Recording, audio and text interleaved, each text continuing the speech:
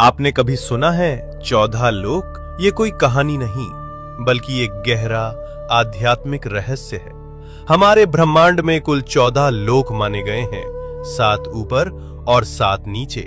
ऊपर के 7 लोक, इन लोकों में आत्मा ऊंचाई की ओर बढ़ती है, ज्ञान, शांति और मोक्ष की दिशा में। भूलोक, ये वो लोक है जहां हम सभी मनुष्य रहते हैं। इसे मृत्यु लोक भी कहा जाता है क्योंकि यहाँ जन्म और मृत्यु का चक्र चलता रहता है। भूवर लोक, ये लोक भूलोक और स्वर्ग लोक के बीच स्थित है। ये ऊर्जा रूपों का क्षेत्र है जो भौतिक और दिव्य लोकों को जोड़ता है। स्वर्ग लोक, देवताओं का लोक, जहाँ इंद्र और अन्य देवता निवास करते हैं। अच्छे कर्म करने वालों को मृत्यु के बाद इसी लोक में स्थान मिलता है, जहाँ सुख, संपत्ति और आनंद की अनुभूति होती है। महरलोक, ये दिव्य ऋषियों, तपस्वियों और महान आत्माओं का निवास स्थान है, जहाँ वशिष्ठ और विश्वामित्र जैसे महान ऋषि तपस्या करते हैं। जनलोक, इस लोक में वे आत्माएं निवास करती हैं जिन्होंने ज्ञान और ध्यान में परम सिद्धि प्राप्त की होती है।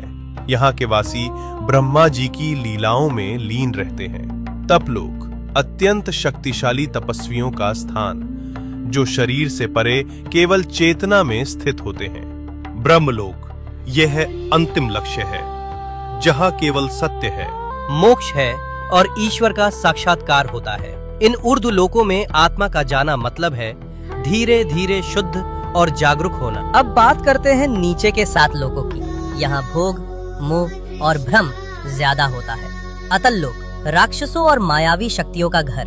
वितल लोक, जहाँ कामनाएं और भोग हावी रहते हैं। सुतल लोक, राजा बलि का लोक। वे दानवीर थे लेकिन उनमें अहंकार भी था। रसातल लोक, जहाँ भ्रम, लालच और अज्ञान का घना अंधेरा है। तालातल लोक, छल, धोखा और झूठ से भरा हुआ लोक।